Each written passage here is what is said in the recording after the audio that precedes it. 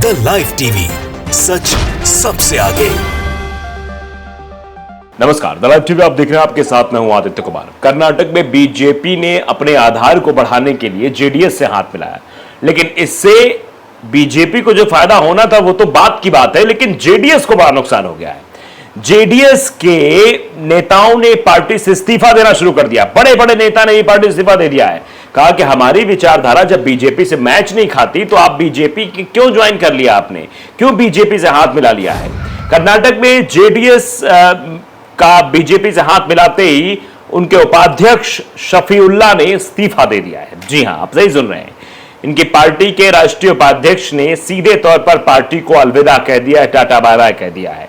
कहा कि बीजेपी हमारे विचारधाराओं में से नहीं है, हम अलग विचारधारा के तहत जनता के बीच जाते हैं। ऐसे में बीजेपी से अगर हाथ मिला रहे हैं तो हम अपना रास्ता अलग कर रहे हैं, यानी हम उस रास्ते पर नहीं जाएंगे, हम बाहर का रास्ता अख्तियार कर लेंगे।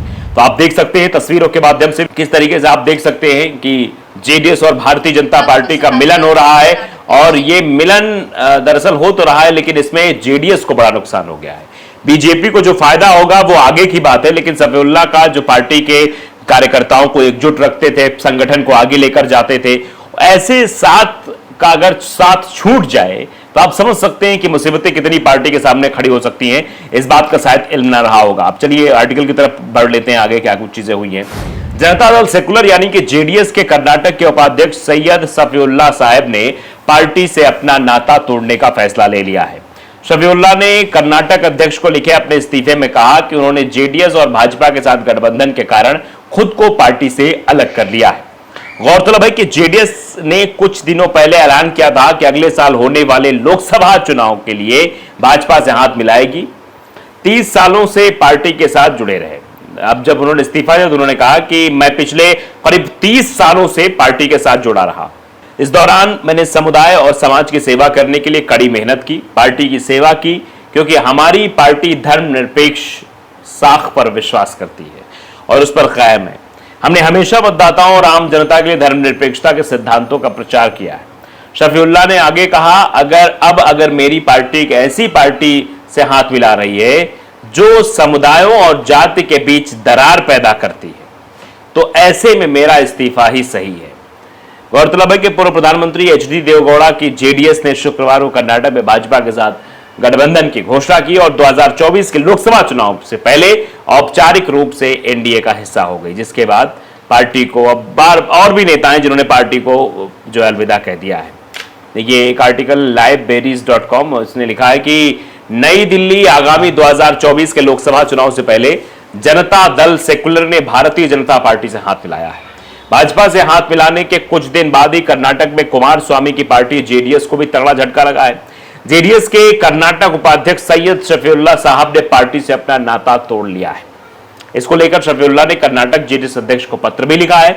उस पत्र में अपने इस्तीफे की बात उन्होंने कही। उन्होंने जेडीएस और भाजपा के साथ गठबंधन के कारण खुद को पार्टी से अलग कर लिया है। शफीउल्लाह ने अपने इस्तीफे में लिखा, मैं बताना चाहूंगा, मैंने समाज और समुदाय की सेवा करने के लिए कड़ी मेहनत की और पार्टी की सेवा की है, क्योंकि हमारी पार्टी धर्मनिरपेक्ष साख पर विश्वास करती है और उस पर कायम है। हमारे नेता कुमार स्वामी ने भाजपा से हाथ मिला लिया है। इससे पहले भी जब भाजपा के साथ हमारी पार्टी गई थी तो मैंने इस अवधि के लिए पार्टी से बाहर रहने का विकल्प चुना था। तब भी मैं पार्टी में नहीं था, मैं पार्टी से बाहर हो गया था। उन्होंने आगे भी कहा कि चूंकि पार्टी के वरिष्ठ नेता भाजपा के साथ हाथ मिलाने का फैसला कर रहे हैं, इसलिए मेरे पास पार्टी के उपाध्यक्ष पद से अपना इस्तीफा देने और पार्टी के प्राथमिक सदस्यता से इस्तीफा देने के अलावा कोई विकल्प बचा नहीं है। सूत्रों ने बताया कि उनके अलावा जनता दल सेकुलर के शिवमोगा अध्यक्ष एम श्रीकांत और यूटी आयशा फरजाना समेत कई नेताओं ने भी पार्टी से इस्तीफा दिया है। पूर्व प्रधानमंत्री एचडी देवेगौड़ा की जनता दल सेकुलर ने शुक्रवार को कर्नाटक में भाजपा के साथ गठबंधन की घोषणा कर दी और 2024 के लोकसभा चुनाव से पहले औपचारिक रूप से राष्ट्रीय जनतांत्रिक गठबंधन यानी कि एनडीए में शामिल हो गई। जेडीएस नेता कर्नाटक के पूर्व मुख्यमंत्री एचडी कुमार स्वामी ने राष्ट्रीय राजधानी में केंद्रीय गृह मंत्री अमित शाह और भाजपा प्रमुख जेपी नड्डा से मुलाकात के बाद यह घोषणा की है। जेडीएस ने 2019 के लोकसभा चुनाव में कांग्रेस के साथ गठबंधन किया था, हालांकि पार्टियों को हार का सामना करना पड़ा।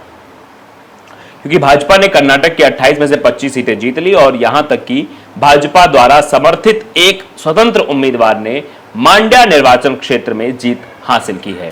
तो आप अंदाजा लगा सकते हैं, अब जेडीएस तो सोच रही थी कि हम जो है जाए बीजेपी के साथ, बीजेपी भी सोच रही थी कोई सहयोगी आए, उसको तो कहीं से भी वोट की जरूरत थी, लेकिन जेडीएस को जो ये बड़ा झटका लगा है वो उसके लिए ठीक नहीं है। उसके नेताओं ने पार्टी छोड़ी है, यानी जेडीएस से होने वाले फायदे को जो बीजेपी देख रही थी वो फायदा भी शायद उसे नहीं होगा, वो वोट कहीं और चला जाएगा। और उसके साथ साथ जेडीएस को जो ये लग रहा था कि बीजेपी के सानिध्य में एनडीए गठबंधन में आकर हमारा रुतबा बढ़ जाएगा, उससे पार्टी को और नुकसान होता हुआ दिखाई दे रहा है। अखिलेश शर्मा ने इससे ट्वीट भी किया है कि कर्नाटक में बीजेपी जेडीएस गठबंधन हुआ, केंद्रीय गृह मंत्री अमित शाह और बीजेपी अध्यक्ष जेपी नड्डा से मिले एचडी कुमारस्वामी। नड्डा ने जेडीएस का एनडीए में स्वागत किया है। तो आप देख सकते हैं यह हाथ मिलाया गया है। अब एबीपी न्यूज ने भी इसको लेकर चीजें कही है, क्या कुछ कहा है एबीपी देख लेते हैं। इधर ये जो है चीजें हुई है, उसके बाद उसका रिएक्शन क्या कुछ हुआ है वो रिएक्शन भी जरा हम देख लेते हैं। जो ये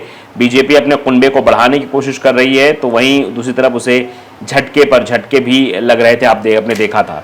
दरअसल अभी कुछ दिन पहले की बात है, यानी 16 तारीख की बात हम कर लेते हैं, 16 सितंबर की बात करें तो लोकसभा चुनाव से पहले कर्नाटक में बीजेपी और जेडीएस को लगा एक और झटका। 15 नेताओं ने थामा कांग्रेस का दामन। तो कांग्रेस का कुनबा तो लगातार बढ़ रहा था, बीजेपी का कुनबा शून्य पड़ा हुआ था, इसीलिए बीजेपी ने तो जेडीएस को अपने साथ ले आए तो कुनबा बढ़ेगा, लेकिन जेडीएस को और भी नुकसान होता हुआ दिखाई दे रहा है।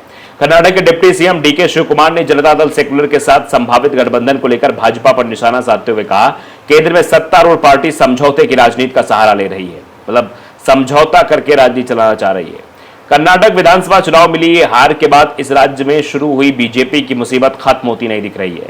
पार्टी को यहां लगातार झटके पर झटके लग रहे हैं। अब बीजेपी और जनता दल के 15 से अधिक प्रमुख नेता और पूर्व पार्षद शुक्रवार को कांग्रेस में शामिल हो गए। इस दौरान उप मुख्यमंत्री डीके शिव कुमार भी मौजूद रहे।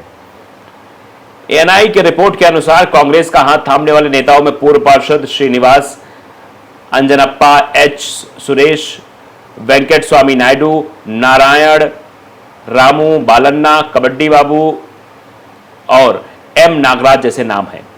बेंगलुरु में पार्टी कार्यालय में भारत जोड़ो ऑडिटोरियम में आयोजित इस कार्यक्रम में डीके शिव कुमार ने सभी को कांग्रेस का झंडा दिया और पार्टी में उनका स्वागत किया। चुनाव के बाद यह कांग्रेस की तीसरी बड़ी कामयाबी बताई जा रही है। दरअसल इससे पहले बेंगलुरु में यशवंतपुर और आरआर नगर निर्वाचन क्षेत्रों से भी भाजपा और जेडीएस के कई नेता कांग्रेस में शामिल हो गए। तो यहां पर आधार खत्म हो रहा था जेडीएस और बीजेपी का। उप मुख्यमंत्री डीके शिव कुमार ने बीजेपी पर निशाना साधते हुए कहा कि बीजेपी अपने नेताओं के साथ अच्छा व्यवहार नहीं कर रही है। यही वजह है कि वहां से कई नेता यहां आ चुके हैं। पद्मनाभ नगर निर्वाचन क्षेत्र के भाजपा और जेडीएस नेता जिन्होंने बेंगलुरु नगर निगम में सत्ता हासिल करने के पीछे एक बड़ी ताकत के रूप में काम किया, पार्टी के गलत व्यवहार की वजह से भी कांग्रेस में आए। लोकसभा चुनाव में भी अच्छा प्रदर्शन करेगी कांग्रेस। डीके शिव कुमार ने कहा कांग्रेस अगले साल होने वाले लोकसभा चुनाव में अच्छा प्रदर्शन करेगी। मैं विधानसभा चुनाव में अपनी संख्या को लेकर बहुत आश्वस्त था। अब मैं कह रहा हूं कि हम लोकसभा और बीपीएमपी चुनाव में कई और सीटें जीतेंगे। उन्होंने आज जनता दल सेक्युलर के साथ संभावित गठबंधन को लेकर भाजपा पर निशाना साधते हुए कहा कि केंद्र में सत्तारूढ़ पार्टी समझौते की राजनीति कर रही है, यानी वहां समझौते की राजनीति हो रही है। तो इस तरीके से लगातार जेडीएस और बीजेपी दोनों समाप्त हो रही है। अब दोनों एक हुई, फिर से समाप्ति का सिलसिला जारी है। आगे क्या कुछ होगा आप देख सकते हैं। कर्नाटक में बीजेपी और जेडीएस के मिलने से कोई खास फायदा होता हुआ दिखाई नहीं दे रहा, उल्टा नुकसान ही हो रहा है। द लाइव टीवी को अगर आपने सब्सक्राइब नहीं किया जरूर करिए, बेल आइकन दबाइए ताकि सच खबर आप तक पहुंचती रहे। नमस्कार। द लाइव टीवी, सच सबसे आगे।